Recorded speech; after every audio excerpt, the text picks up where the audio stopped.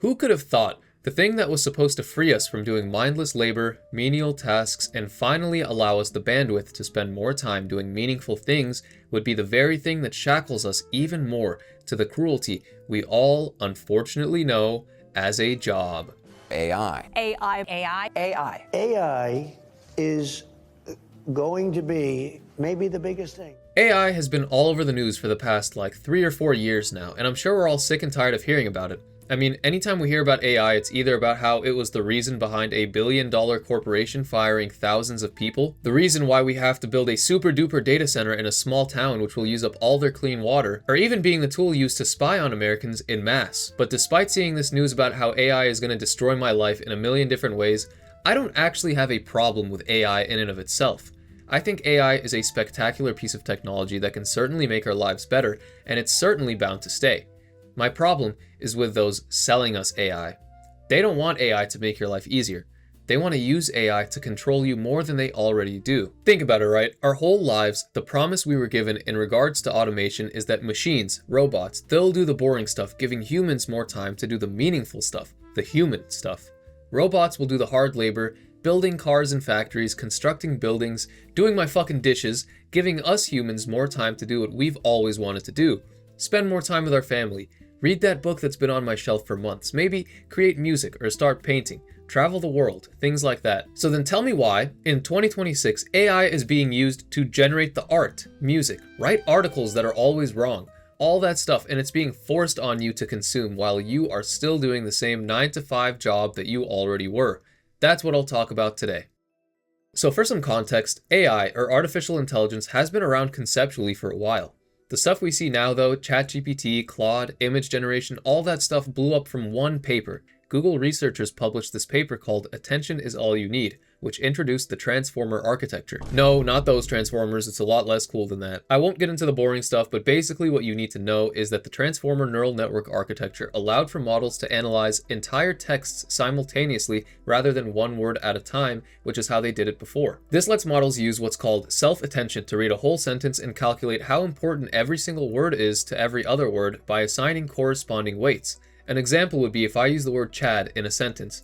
Am I talking about the country Chad, or am I talking about a person? Transformers figure this out by reading the entire sentence at once and understanding the context. From that point on, it was a race between all the big companies pouring billions of dollars into this stuff, and within a few years, AI went from being pretty good at chess to being able to write college essays, solve extremely complex math problems, generate realistic photos and videos, and even apparently be your significant other if that's your thing, I guess. You know, definitely not dystopian, by the way. I've never seen this specifically in a movie with Ryan Gosling before, trust me, just completely normal stuff going on. So I'm going to split this video up into 3 main parts where I briefly discuss AI's implications in governments, in corporations, and in how AI affects our brains. Governments. Don't we all just love mass surveillance?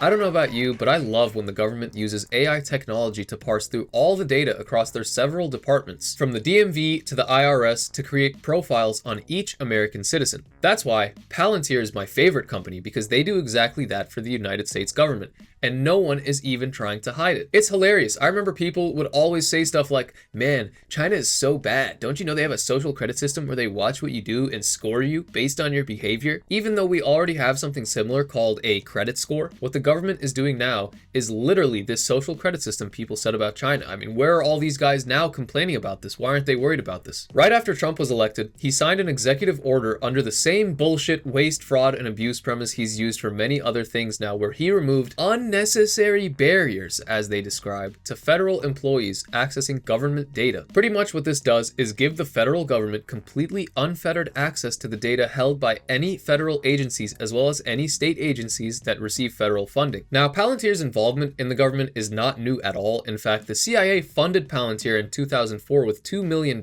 just a year after they were founded. Since then, they've worked directly with the NSA, who we all know is already spying on us, the FBI, DHS, and several other agencies. Their usage as a surveillance apparatus has skyrocketed under Trump, where his administration uses their technology to aggregate pretty much all the data the government has on us and even social media activity, and then they use AI to analyze all of this and create a score for each American. This has mainly been used so far by ICE with their Immigration OS, I'm not making that up, that's literally what it's called, to hunt and kidnap innocent people who have not even committed a crime, and then eventually deport them. But you can only imagine what the next step is from here. Soon enough, I promise you, it'll go well beyond just the people being targeted now. It'll be political dissidents and other groups of people that the government does not like. America and Israel also both use Palantir as well as other AI companies with their militaries. They use AI to decide who they're going to target, which is just insane. These countries are using robots to decide which human lives they are going to take. It's the same shit. They aggregate as much data as they can and use AI to analyze and decide who is deemed a threat, whatever that means for them. Palantir technology detects and targets people in a matter of minutes, and this kind of stuff has been used to target tens of thousands of Palestinians. Israel is essentially using AI to streamline a genocide, and America also uses it to kill innocent people, as seen in Iran when AI was given the blame for lobbing a fucking Tomahawk missile into a school, killing about 180 people, most of which were little girls. This is just a dystopian nightmare, and there is absolutely no reason why AI should be used to target and kill other people, especially innocent people. Now, corporations, starting with our favorite industry, healthcare. Companies like United Healthcare, yes, that United Healthcare, have implemented AI systems to review and deny medical claims, mainly deny, at rates no human could ever get away with. There was a lawsuit that alleges United Healthcare was using an AI model known by the company to have a 90% error rate. So this AI that is almost always wrong was overriding determinations made by physicians that expenses for procedures were medically necessary. This causes people who are already very vulnerable to either say, damn,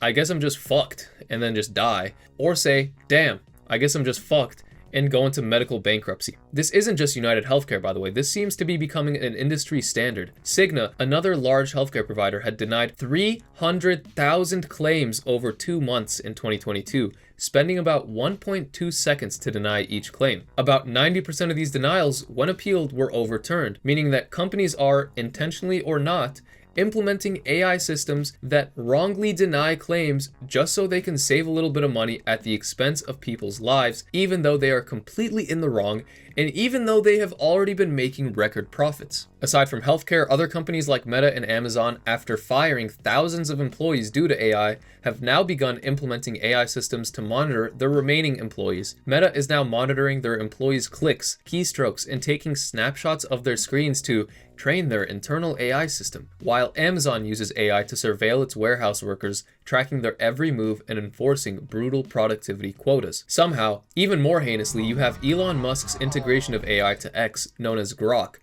being used by people to generate explicit images of primarily women without their consent, and this includes children as well. Because this tech is so new, there are no legal safeguards to prevent it from happening until it's already too late. These are guys with more money than they could ever spend in 100 lives over. So why are they using AI in such a way when it could instead be used to make the lives of us workers much better? It's because it's leverage. It's a way to squeeze out even more out of workers while paying them less, threatening them more, and replacing them when it's convenient. And I can't say this is that surprising, because what CEOs are doing now with AI is a prime example of the contradictions of capitalism. You see, within capitalism lies very clear contradictions between the goals of the ruling class, so that would be like CEOs, people like that, basically the ones who own the companies, factories, that kind of stuff, and the goals of the working class, people like you and I who are actually doing the labor. For the ultra wealthy, their goals are basically, fuck everyone else, fuck the environment, I don't give a fuck, okay? I just want to make as much money as I possibly can.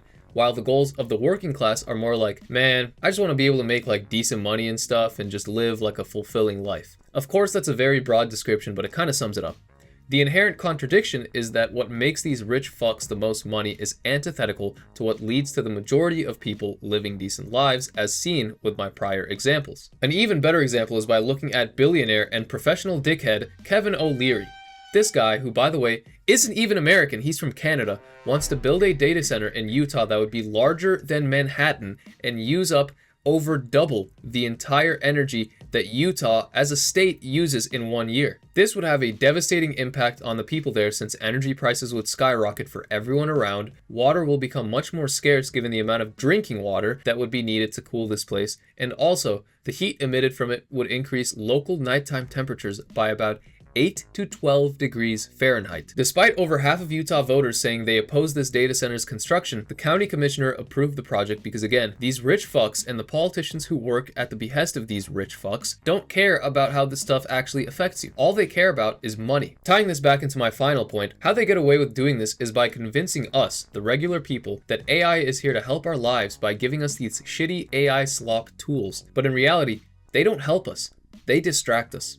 How is giving us a tool that can write our essays and do our homework and stuff like that really helping us? Sure, it makes things more convenient, but what you're doing is essentially outsourcing your brain, your critical thinking, the thing that makes you human, to a robot. We all know someone who can't even fucking write a 5-page essay by themselves anymore because they've had ChatGPT do all their work for the past few years.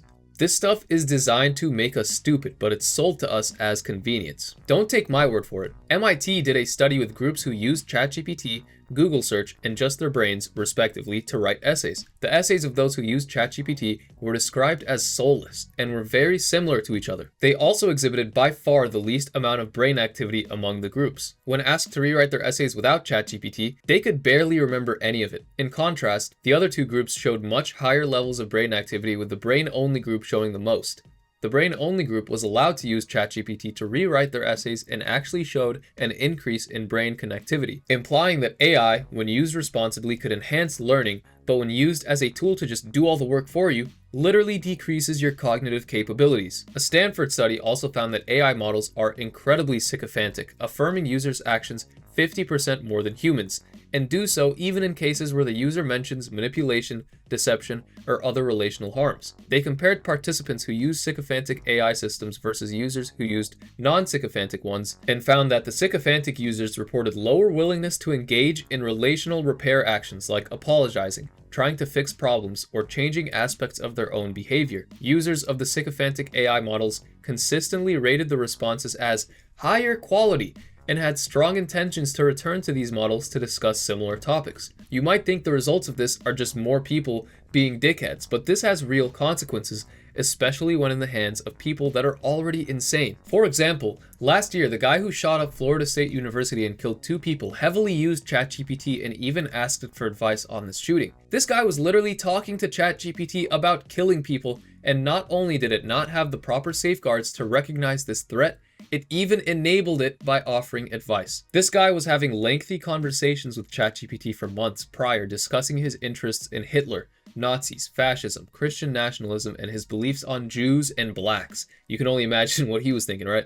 As well as discussing other school shootings in the past like Columbine. ChatGPT flattered and praised him when he told the chatbot about his loneliness and depression rather than raising any flags about suicide, mass shootings, or terrorism. Instead, ChatGPT continued to engage his questions when he asked about the busiest times at FSU, the possible media coverage he'd get for this, and potential legal consequences for him shooting up this school, to which it answered all. If ChatGPT was a person, they would go to jail for life, but since it's just an AI bot, no one has to face any consequences for aiding a school shooter. My point is that AI is destroying our brains. We are becoming more and more reliant on AI, not just intellectually but also emotionally. This is dangerous because we are essentially offloading what makes us human onto a machine, which is also seemingly telling people what they want to hear rather than the truth, making people more attached to this soulless chatbot than they are to other people. It is important that we all take action to ensure we, in our own lives, use AI responsibly to prevent this.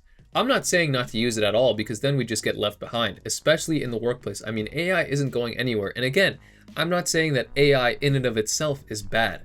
I'm saying don't use AI to outsource your thinking, your cognitive capability, your creative adversity, things like that, because that strips us of our humanity. I could keep going on and on about this, but I think I'll end it with this note. Do what you can, even if it's as little as educating yourself and others on this matter. Go out and vote for those who have your interests in mind. Organize, and more importantly, do not let these robots strip you of what makes you who you are. The more you rely on AI to do human tasks like reading, writing, thinking, stuff like that, as well as creative arts, the more you are diminishing yourself of what makes you you. So please use this technology responsibly.